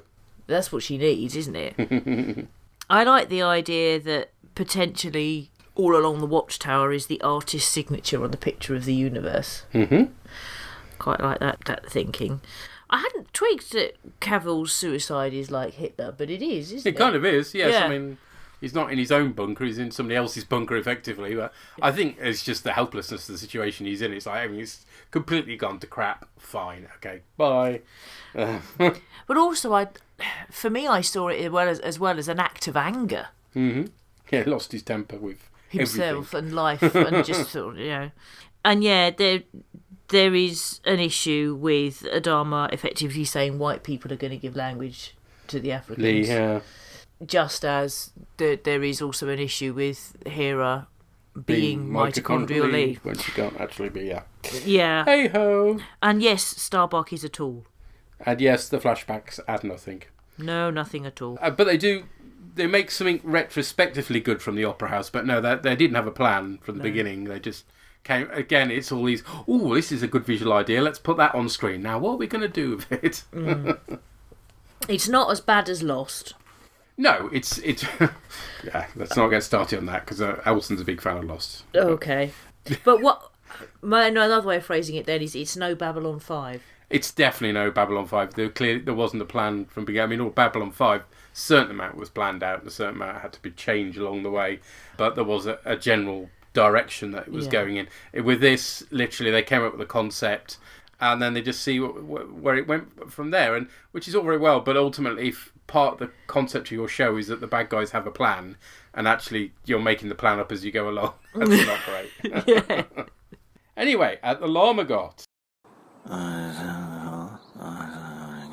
Oh, right then. On to Plan Watch. Yeah, Plan Watch, that's exactly where we start, because, yep, did they have a plan? Well, someone had a plan. It was God's plan, or whatever he or she is calling themselves now. And the plan was to basically manipulate through various ways the human and silent races to their new home. And I guess however much you enjoy this episode is going to be down to how much you actually bought into the more mystical and spiritual aspects of the series as opposed to the hard science fiction. And that's a tricky balancing act here, and it's probably not going to work for everybody. As for me, I think I said in the last piece of feedback, I was really worried that I wasn't going to like this, given the flaws that I've spotted in Galactica this time around, which somehow weren't as apparent watching it on a weekly basis over several years when it was originally aired. Ultimately, yeah, I loved it. Some of the actual decisions and some of the logical things don't necessarily make sense if it holds up, but emotionally it works really strongly. It's a good solid couple of hours, 3 hours of TV, and I've got to say, as far as series finales goes, it's easily one of the better ones. That's not to say this episode is without flaws. A couple of bad points, and the first one goes back to Callie and Callie's death, and again, this episode seems to go pains to justify her killing, because it's key to Tyrrell's snapping and things going wrong and them ending up at their new home. And in terms of justifications, that's a pretty poor one, really, because they could have achieved that in so many other ways. And it's made even worse by the fact that what happens when Chief learns the truth is that he kills Tori. I mean, yes, she was responsible for killing Callie, and so yes, she deserves some sort of comeuppance. But here we have violence on women being answered with violence on women, and it's just not a good look at all. And Tori didn't need to actually be killed to make the events of the climax actually work. There could have been some sort of other argument that caused that problem. Chief didn't have to kill her. So yeah, that bit's quite distasteful. The other problem, and slightly not serious, is that the climax of this episode, and indeed the whole series, doesn't resolve around the toilets. And yeah, that's unfavorable. Although I guess that Anders is in a bath for much of it, so I guess that kind of counts. There is, of course, a big part of the episode that I imagine that some of you are going to find slightly negative.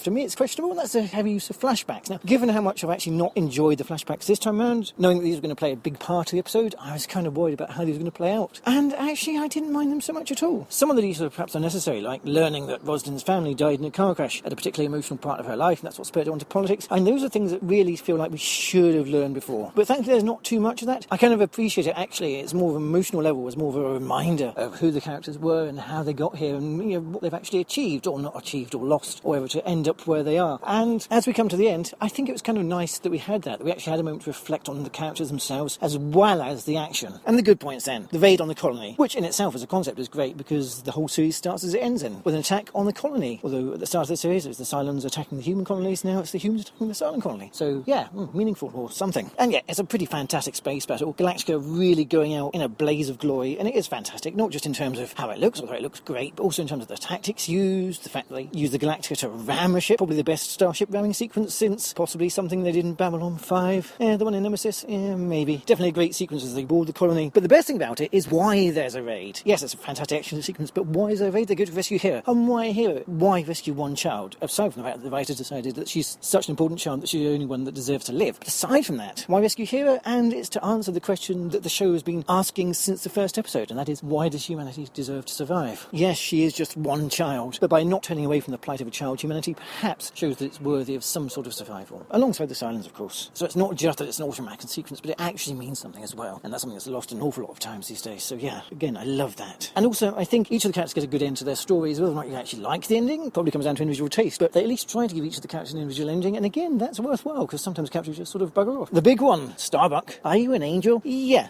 she's an angel. I've been trying very hard not to actually give the answer in my feedback, so hopefully I didn't draw anyone to this when they weren't expecting it, but yes, she's an angel. Hello. It turns out she was just resurrected by God all along. Does this mean then that her presence was something of a cheat? Because basically her resurrection is God cheating and returning a player to the board when maybe they shouldn't have been? Is that really a thing? Is it valid? But she behaved, however, like she was human. She thought she was human. Even when she was questioning what she was, she behaved like one, so I guess it probably kind of counts that humanity did sort of save itself. I know it's a little bit wanky, the fact that she just vanishes when Lee's talking, although, can you blame her for doing that? Leaving it more mysterious as well. I do kind of like that. I kind of like that we don't get a solid answer, that it doesn't turn out that she's a Cylon or a Super Son or something. She was indeed an angel, and that just fits in with the spiritual feeling of the whole series. And yeah, I can see it rankling. She's the best at what she does. She's the best at leading everyone to Earth, even after death. So yeah, maybe, but I don't know. I kind of liked it. Maybe I was feeling a bit too emotional by that point in the episode. Lee also gets a kind of decent ending anyway. Well, I mean, he's basically left standing alone in a field. Even Karma buggers off. So yeah, I think that's why we'd all want to see him left, isn't it? Yeah, okay, cool. Not a lot to say about that. Tyrrell banishes himself to Scotland. I mean, come on, man, it's not that bad up here, but yeah, okay, I guess if it's with him being an engineer and all, at least that's the stereotype they want to go with. Hilo and Athena seem to have a nice, happy ending. They're reunited as a family relationship with their daughter, and it's great to see that Hilo does actually survive the ending. There's a real worry when he gets shot. You wonder whether he's actually going to survive or not, and if there's one person that deserves to survive to the end, it's Hilo. And yeah, so they actually get a kind of happy ending, and I really like that. Boomer, on the other hand, just gets gunned down where she stood. It's nice that she finally realises that what she was doing wasn't the best thing. Do I have the right to judge whether she deserved to be shot down or not? I don't know. But she gets some sort of comeuppance, which is viscerally satisfying if nothing else. Ty and Ellen also seem to end up happy together, and I like that. They finally come together. There's been a lot of turbulence in both of their lives, and we see how both of them get and how much they mean to each other, and that is good to see. Baltar's arc turns out to actually being fantastic. His arc throughout the whole series has been very contrived at times, and definitely God has been leading him a merry little dance. But he actually, in this episode, he finally does something good and selfless. He is responsible for the cessation of hostilities between humans and Cylons, and he really does grow and become someone more than himself, more interested in his self-worth throughout the series. And it's been a fascinating journey to go on, and the fact that he ends the series together with Caprica 6 as well, and that we learn that their head Sixes and Baltars have been able to see each other all along. Again, that's just a really nice capstone on that. And of course, Adama and Roslin. Adama himself is the core of the series. I mean, you could ask yourself, do we need to see so many scenes of him being drunk and throwing up outside nightclubs? But ultimately, Adama has been one of the core characters in the series, embodying the core spirit of the series, in that he's not a perfect, flawless starship captain like your Picard or your Kirk. He's a human who makes mistakes. He spends a lot of the series making a lot of mistakes, but he's always trying to do the right and decent thing. And to show that he's human, and that's at the very heart of it, yeah, that's so important. And again, those scenes are worthwhile. Roslin herself, the dying leader, leads them to Earth in the end, and the final scenes that she and Adama share together are truly heartbreaking. And I'm not ashamed to admit that I cried a lot when she finally dies and when Adama builds her cabin. Seeing their relationship blossom over the course of the series, seeing her ultimately succumb to the illness that's been plaguing her since the start, it's sad, it's a very bittersweet ending, but also it's nice that God didn't just swoop in and save her at the last minute. That would have felt cheated. So yeah, I do like that very poignant ending there. And so to the main meat of the plot then, the revelation. All of this has happened before, all of this will happen again. We are right back at where we started, aren't we? Right back at where we started watching Battlestar Galactica, the Glenn Larson series. We are back here with the Chariots of the Gods, which is human civilization has come from the stars. Aliens landed here and lived among us, and they're responsible for the great things. I mean, admittedly, they do throw away their technology, more to that in a second, and they try and give us the best of themselves, and that's Lee saying that. Probably explains why we're in the state that we are today. So it's not quite the same Chariots of the Gods thing, but it is amusing that this is exactly where we end up, as they find themselves on Earth. Yes, it's Earth. This Earth. The other Earth that they found previously, halfway through the season, was also a planet called Earth, but it wasn't our Earth. So our Earth is actually second Earth. Not to be confused with third Earth, because that, of course, is where the Thundercats is. Although, does that mean that Battlestar Galactica is a Thundercats prequel series? Interesting. Are you going to do Thundercats next on your podcast, maybe? Yeah? No, I don't think that really works, does it? And what was great about this at the time, when the series was airing originally, and there was the mystery of who were the final five, one of the jokes was, this person's a Cylon, that person's a Cylon, why can't we all be Cylons? And it turns out, at the end of Galactica, we are all Cylons, because we are all descended from mitochondrial Eve, who is Hera. Which does beg the question,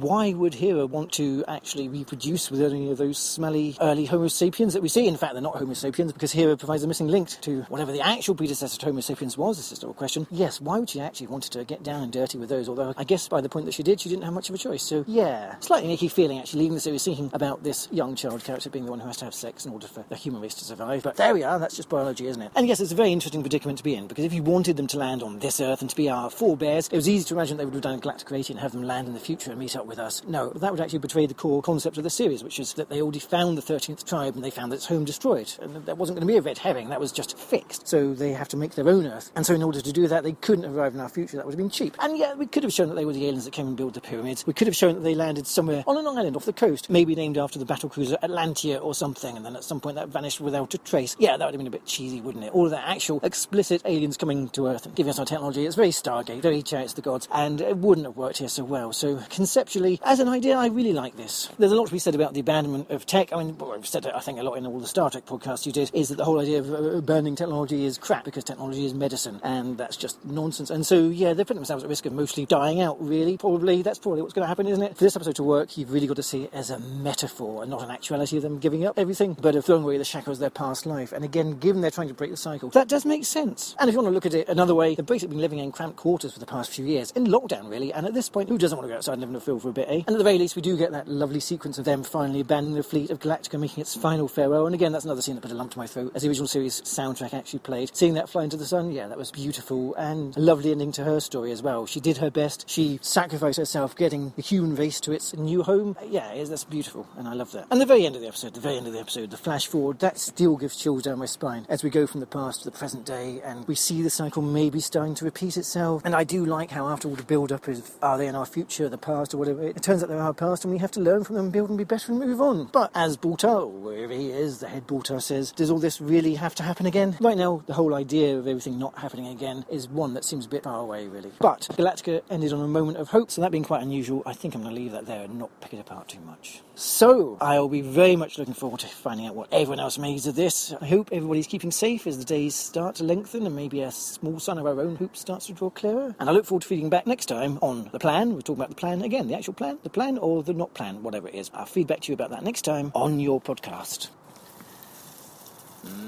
Al fresco. Is he having a wee? He's having a wee in the garden. Yeah, well, they've abandoned technology, you see, so no toilets. But we do have Anders in the bath. We do. What do you do in the bath?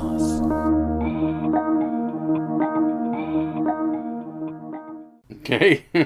Lemon jelly. Yeah, it is. And the fact that we're all descended from Lee does explain an awful lot about the world, I suppose. Yes, it's all Lee's fault. But their problem up to now hasn't been their technology. No. The fact that they can't trust one another and you're always falling out. That's their problem. Yep. That ain't going to alter with them, abandoning all their technology and going and living primitively, because actually that's probably just going to make it all worse, to be honest, because they're just going to be all antsy and get on each other's wick even more. But there we go, that's my thoughts. Yeah, or they're not going to trust the people that they're supposed to now be mingling and...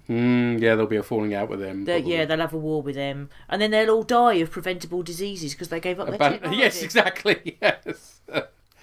It wasn't important that Rosalind properly died. Yes, that would have been very, very cheap. It was cheap enough to bring Starbuck back, but if they brought Rosalind back, that would be silly.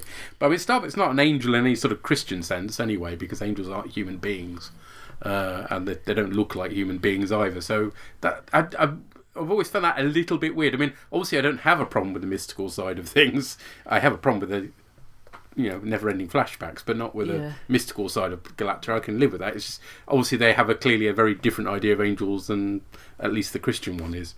Yeah, because in Jewish canon, they're asexual. They don't have gender at all. And they don't really have human form either. Occasionally, they might just about disguise themselves as human beings. If you think about Jacob wrestling with the angel, or is that God? I mean, there's a big grey area there, which I suppose you could say Starbuck is inhabiting. I don't know, but anyway. Yeah, unless there are other traditions that we're not aware of. But the thing is that if she died, she wouldn't come back as an angel, because human beings and angels are two different things. Yes. But yeah, it's not that. I didn't think it was going to be that bad in Scotland for Tyrrell. Yes, I thought that wasn't. Mind you, he's an engineer, so maybe he's gone to Scotland because that's where the technology's going to be. Well, that is kind of what Lama God was suggesting, is a slight stereotype there. But anyway. Yeah, that's true. What I don't understand is how Rosalind losing her family spurs her on to become an education secretary. I mean, if she'd become Justice Minister, maybe that would have been understandable, wanting to make a difference and make sure they clamp down on drunk drivers, basically. But if she's going to go into politics, that's what she'll be doing, surely, if that's her impetus. Why has she ended up as an Education Minister? I mean, presumably there was some drive to actually, improve teachers' lot, but that's not explained, beyond the fact that she slept with a student, which... ex-student. No. It makes it worse because of the storyline that we'd had in the previous flashback had been all about how she was part of the teachers' union and stuff in the past, and so therefore it made her career in politics made sense. We did not need this flashback. This is stupid. It was. It was nice to see that Hilo had survived. even definitely. if that they seem to get a happy ending. And I do agree that the idea that Caprica 6 and Baltar can see each other's head 6 and head Baltar, I like that. I like that. And I can't blame Starbuck for disappearing when Lee's talking. Yes, I mean, that does make some sense. One thing I wondered, though, is why have they destroyed the fleet? Because, like, if Earth turns out to be shit, they can go somewhere else if they got ships. No, and they haven't completely destroyed the fleet, have they? Because they've got Didn't still they got fire it all into the sun? Well, they've still got at least one Raptor. What are they doing with that? You know, it's just like, we're losing all the ships. Okay, fine. Well, except for this one, which I'm using for my safari with my dying wife. Yeah. Yeah. The whole... that doesn't make any sense. No, it doesn't, does it? Anyway. What did Drew and Tracy make of this? Hello, it's our feedback for Daybreak. So, what do we think of that one then? Yeah, it's good. It's good stuff wrapping up the series, wasn't it? Oh, there was a lot going on though, wasn't there? There was, yep. Oh, let's go through some points then quickly. Okay, part 1, the backstories was interesting, wasn't Gaius it? and his no, dad. Heavy stuff for a lot of It's it. all heavy stuff. Gaius and his dad. Yeah. That was very sad. Rosalind's family. Oh, it's awful. Oh, that was heartbreaking. I just couldn't bear it. No. Rosalind looks so ill. I think makeup and the acting. Just she looked so ill. Yeah, she really did. I did say when she was in the CIC at one point in like part 2, I was like, can they not even get her a fucking chair? I had more important stuff though. Well, yeah, but she needed a chair to be fair. Yep. It was good to see the old Cylons. It was, yes. The whole battle thing was good. I loved the build up to it, and then the actual battle. The whole thing was great. And it's good how they said like the goodies are like the red stripes. The red stripes, and we both instantly went, oh, the beer. Yeah, exactly. So Boomer. Yep.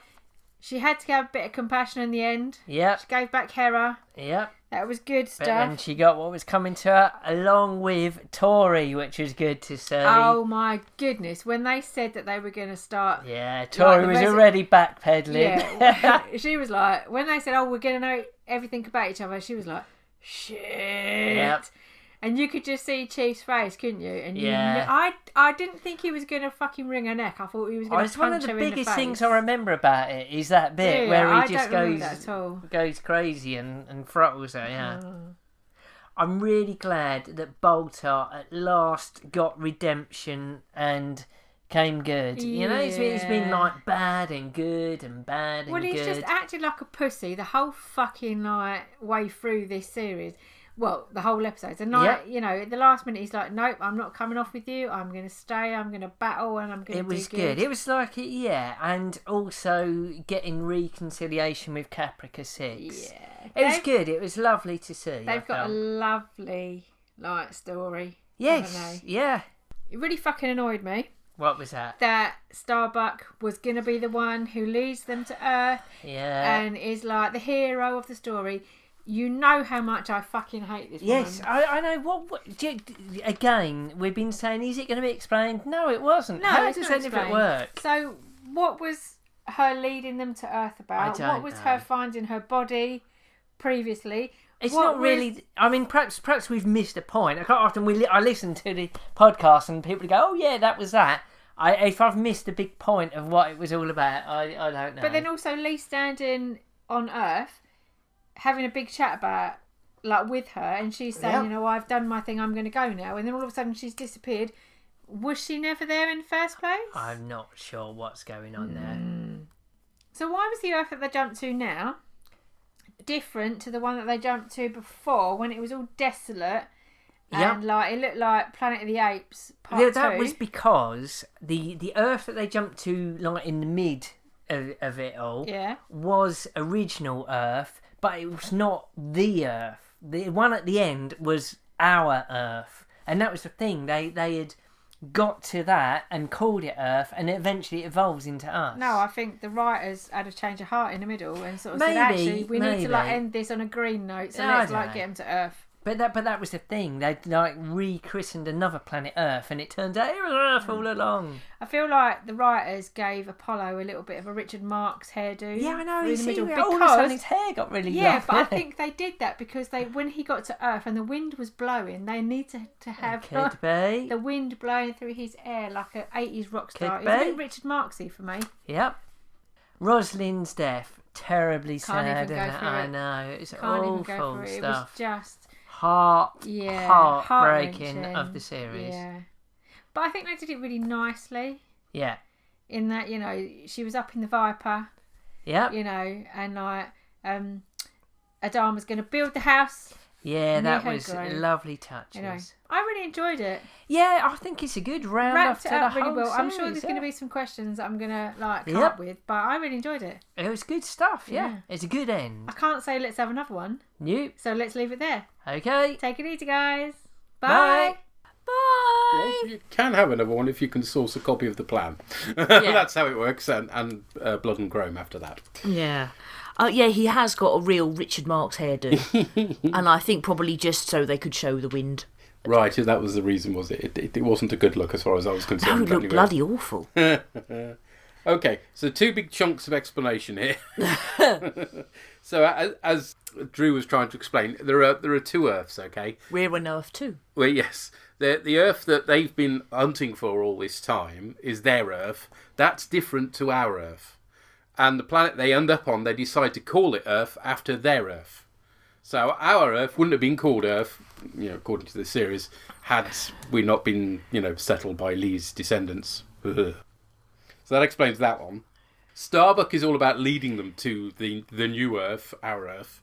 The only way she can apparently do that is by dying, somehow getting cryptically the location of Earth planted in her head, and then there was the whole sewage spaceship business where she knew where it was, but she couldn't put a finger on it, and literally it took all the season to get into the point where she's playing the piano with a ghost of her dad to be able to series to be able to finally realise what those coordinates were that she needed to get them there. So yes, she's something of a Deus Ex Machina by the end of it, unfortunately, rather than a character, but that's what they decided to do with her. Yeah, because reasons. Yes. Yeah, but it does, as we said at the time when we covered original Battlestar Galactica, this Starbuck shit does tie in with the bollocky ending to the... With the original Starbuck coming out, yes. Yeah. Yes, it does. But, I mean, to be honest, that wasn't a good move either. No. No, it wasn't. It's not the greatest thing to be riffing on, but never mind. No. The lovely story of Baltar and Caprica. Yeah, the lovely couple that were conspired together to eradicate the human race, even though he didn't know he was doing that at the time. But at least managed to find everybody Earth at the end. It's not the greatest fairy story ever, is it? A fairy tale story. No. In terms of Tory, it's interesting because, what's bad about killing a Tory? Oh. But on the other hand, it is... Although I can understand it, it is gruesome, and it does feel... I don't know, is it an overreaction given that they clearly do have capital punishment in this universe? I think... If he were up in court, he'd be done for manslaughter, wouldn't he? Because it wasn't premeditated murder. And he just lost it in the spur of the moment, having found out that she killed Callie, and not only killed Callie, but then never told the truth about it, and had to have the truth forced out of her. So yes, I mean it's not great that he killed her, but it is kind of understandable. And I think the greats, particularly since we've known all along that Tyrrell is not the most stable of things, he isn't is he, really. No, I mean he was quite happy to knock out that 8 in order to rescue Boomer. Yeah. And then realise the consequences of that. So yeah, he's a fuck up, isn't he, really? And finally, we hear from Purry. Hello, Orcs. Purry here to talk about Daybreak. All of Daybreak, all 3 parts. Now, this is an interesting story. Now, so, to give you kind of my background on it, I watched this when it was broadcast in the UK. I think it was on Sky. And I remember at the time enjoying it. I actually had very few problems with it and was kind of surprised that there was so much negative thought about it when you went to talk about it with other people on the internet. Now, one of the things that I have wanted to do in this rewatch is look at these last few episodes, because one of the things that I did have working against my critical judgment at the time was I had a new baby who didn't sleep much. And as a result, this could all be my emotional attachment to it, could all be related to sleep deprivation and that sort of thing. Similarly, I mean, it was actually an interesting kind of year for disappointing series which were long and had a disappointing final episode, or at least as far as the conventional wisdom goes. The obvious other one is Lost, which ended, I believe, in the same year, and again had a lot of people not happy about the ending, or indeed kind of the later seasons. So this was very much something I wanted to revisit. It is kind of telling with Galactica, when you talk to people, quite often their rewatches tend to peter out shortly after New Caprica, and I'll maybe go into a bit of that at the end. But I'm not going to blow by blow this episode. Suffice to say, it is a 3-act part. Your first part is very much them deciding to go and find the colony, and indeed getting the information from Anders about where the colony is, and kind of ends up with a line. I did like that line scene, I thought it worked really well. And then, meanwhile, all this time they are evacuating, and I quite liked the way they were, clearing out Galactica and discussing the redistribution of its parts. And indeed, the concept, there was that grounds crew guy who came up to ask Adama, talking about her launch tubes, and saying, yes, but can they be the last thing to come out? And he's like, yeah, basically, we'll take them out last, let the old girl die in peace, and that sort of thing. But then you had that really good when they made up the line and they were asking for the volunteers. I really liked the way it kind of passed around everyone. And then, of course, you've got planning the mission. The actual mission took most of an episode. I don't remember it being that long, but it was, and it actually felt kind of grueling, which was good. I think that was effective. That it did feel like a long, slightly drawn-out process, which, at the end leads to a tense standoff in C&C, which is utterly right. I mean, the effects work again is fantastic. We get to see one of the turrets actually blowing up. We just get to see the Galactica, the big fight going on around the Galactica as they've knocked out the defence turrets and that sort of thing, getting into literally having to jump into an exact spot. I thought that was really effective. And again, in the black hole, all the, because they're around a black hole, all the sort of debris and that sort of thing, it just looked gorgeous. So really impressed with that stuff. We got some good fighter stuff. We got the big ship pummeling away at things with its big guns. And then the last part is basically them at a planet which looks a lot like Earth.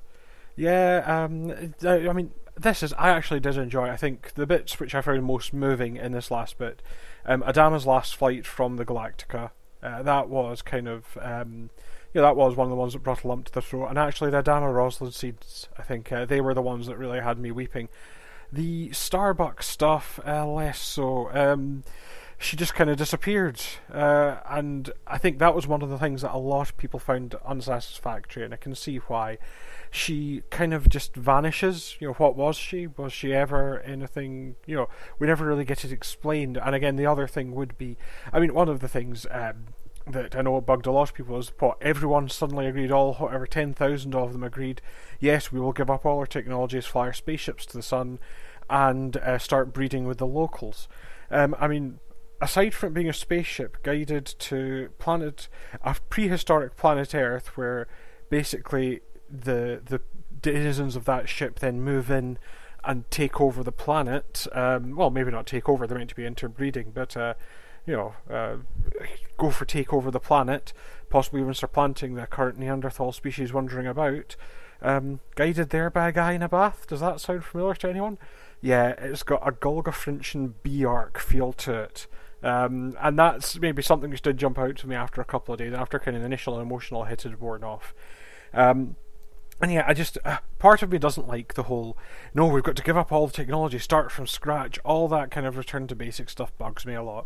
I'm a guy who likes his tech, I'm a guy who works in engineering, and this whole thing of, no, we need to shed ourselves of the tech every so often to, I don't know, purify our souls or something, or just, I can understand maybe, don't come down here with all our weapons because we will be like gods to them. I can get that, but... And the fact that everyone went along with it is just a bit unbelievable. But one of the things is, because there's a lot of coincidences in this, there's a lot of things that just randomly happen. The fact that Boomer has yet another change of heart. But they did say it was a flaw in the 8s of flip-flopping. I actually did expect, I couldn't remember what happened to Boomer, and I thought she'd maybe get killed trying to cover their escape. But no, she gets shot by Athena, and that was quite surprising. I did like all the fights, again, when I was talking about the fight scenes on it, I did like the fact that they had their own Cylons, and you had kind of that Cylon and Cylon fighting, that was quite fun. But yeah, the other thing with the ending, yes, a lot of things happen in coincidence. They find their way there, they get Hera back. The whole thing, they arrange things on the bridge, and that goes wrong. And it seems to go wrong just at the right moment for a random meteorite which killed Skulls and Crashdown, was it? Again, I like the fact that they acknowledged that the mutineers did rejoin. They were offered the chance to fly again. But yes, the bit of random thing which then makes, because they armed their nukes, fires the nukes at just the opportune moment, and then Starbuck types in an equation based on music which jumps them to Earth. It's all coincidental. But however, my watch through in this watch through, part of it is there's a definite theme running through that there is, if nothing else, someone looking out for Baltar. You could almost imagine. Now, yes, it is. It does seem to be there is some form of divine force, be it God, gods, or whatever, which has a plan, and it seems to be executing it and indeed making some coincidence. This was maybe when the subtlety had worn off and it was just trying to jam them into place. So it's more or less, the giant hand of God reaching down, swatting the colony out of existence, and then grabbing the Galactica and hurling it to Earth. Because it's done. We're done. I'm tired of the subtle stuff. Maybe that was it. But I know some people did find all the coincidences quite bad. But I think they kind of fit with that theme of there was a divine being watching over them. And yes, oh no, we were wrong. It was Earth all along. So and basically the remnants of the 12 colonies start feeding in with Cylon mixed in already, feeding into the DNA of what is now us. Humans, and that was an interesting end. It technically means that Galactic 1980 could also have happened, because all this has happened before, and well, again, there's a troubling thought. They did have that sort of hint at the end of, will we make the same mistakes, or will we be the lucky ones? Overall, though, I thought it was a good episode. There were some really good performances. I think most people got a little moment to shine. I like the way they tied the Opera House together. That's something that's been lurking around since basically season 1, and I like the fact that kind of made sense towards the end. That worked for me. Just everyone got their moment. There was some real good emotional punch at the end. The thing I thought it could have done without, and they're not necessarily a bad thing, but I didn't think the flashbacks were necessary. The Rosalind one, she was really unlucky. Rosalind had been having a really crap couple of months, hadn't she, or a couple of years, because her entire family's wiped out in a car crash. But again, it doesn't really tell us any more about Rosalind. I didn't really think that informed anything else about her than we already knew.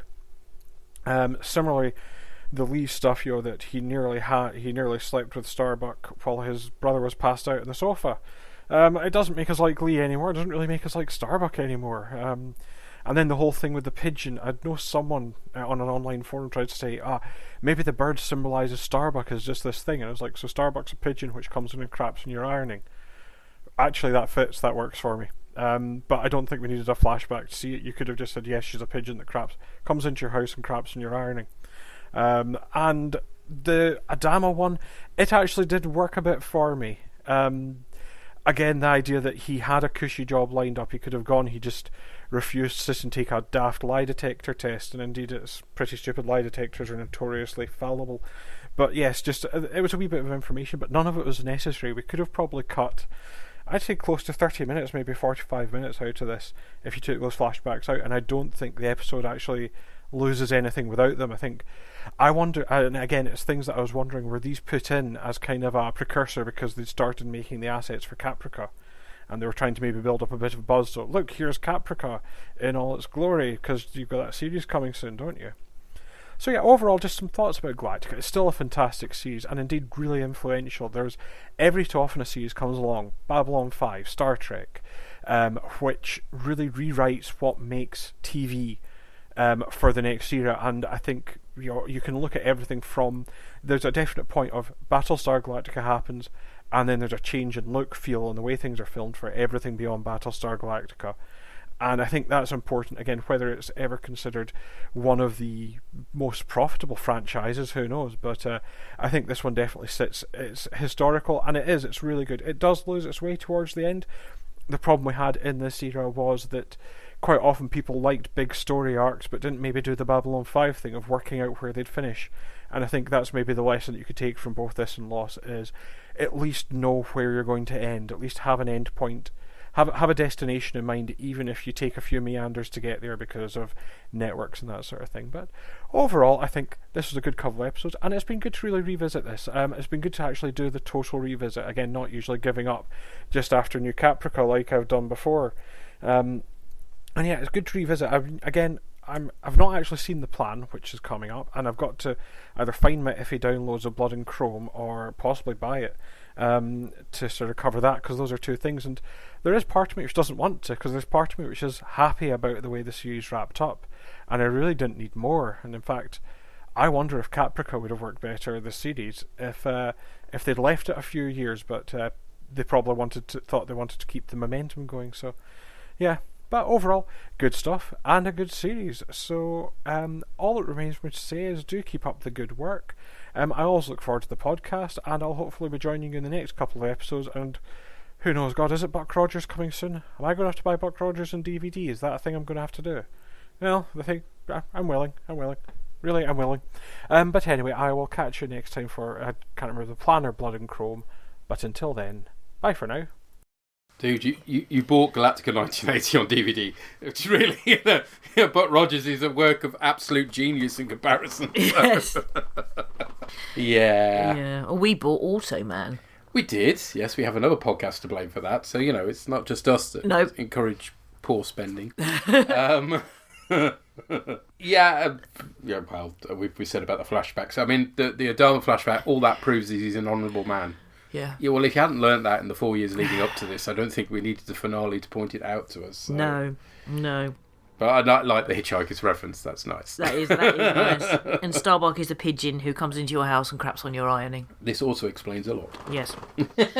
Yeah. And you're right, it has been very influential. Oh, yes. I mean, it was something very new, very striking at the time. I can remember, sort of ploughing our way through DVDs when we first got it, just because we didn't have Sky, so we weren't able to watch it. We watched, I think originally it aired on something we did have. I think we watched something like season 1 or possibly season 2, and they had to switch to DVDs. Yeah, we did. Yeah. But, there's no taking away the achievement of the series. I mean, we've ripped away at its flaws, but the realism of it, the very striking visuals, the characters. We may moan about the fact that there was too much character stuff, but they were strong and interesting characters. They just didn't quite. It was just they petered out towards the end. Yes. I mean, in the earlier seasons, they were very well. Yeah, and maybe that's the thing. Maybe it should have been 3 seasons long. That would have been a lot better. We'd cut out some of the wastrel stuff like the boxing and. Yeah. Or just like they do with streaming now, where a season is as long as it needs to be. Yeah. And still possibly had a 4th season, but a much shorter one. Cool. Well, thank you everybody for feeding back. I realised it was quite a task to try and boil your feedback down to a reasonable size, considering it was 3 episodes we were covering. And of course, we're covering The Plan next, which, as it turns out, isn't as short as I initially thought it was. I looked at the back of the DVD and I thought, 50-odd minutes, that's good. That'll be nice and refreshing after the marathon that is Daybreak. No, 50-odd minutes is the extras. The actual thing is a couple of hours. Not long as this, at least, but it is feature length, so it's another biggie, I'm afraid. And no, we've not watched it either, so we've got no idea of its quality. And if you want to stop, if you found Daybreak like a perfect end to Galactica and want to stop there, well, we're not going to hold that against you. That's a perfectly sensible answer. I've never heard anybody say anything particularly good about The Plan, it has to be said. So it's not like we're expecting a lost gem here, but we kind of feel like we're not completist enough to do Caprica, because I watched a few episodes of that and found it boring and tedious and not at all sci-fi. That was the main problem with it. So yes, we won't be going there, but we will be finishing off the rest of Battlestar Galactica as it is with The Plan next. And then Blood and Chrome. After that. Have you seen that? Nope, no, even less about that. So, okay. So Friday the 19th of March, we will be recording our The Plan coverage, and feel free to send in your thoughts about that. Yes. Right, I'm off to play Lucky Dick Biscuit Barrel. What was it? Oh, I don't know. I can't remember. I'm off to buy a new liver. Hey! So say we all. So say we all.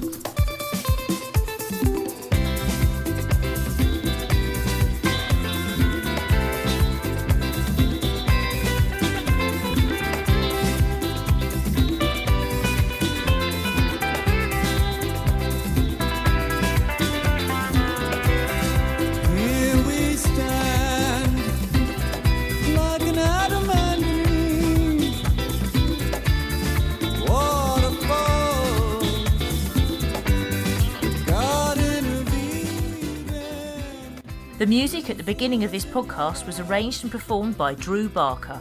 All other music is used for illustrative purposes only, and no copyright infringement is intended. The artwork for Borgcast Galactica was created by Andy Palastides. To contact us, send emails or MP3s to borgcast@gmail.com. Contact us via Twitter at rev_org or Borgcastammo. #Borgcast. Visit our website at galactica.libsyn.com or view images relating to our cast on our Tumblr site, borgcast.tumblr.com. You can join our Facebook page. And there's also a Spotify playlist with all our play-out tunes on it. You got it. We caught a rattlesnake. Now we got something for dinner. You got it. There was a shopping mall. Now it's all covered with flowers. You got it. If this was paradise, I wish I had a lawnmower. You got it.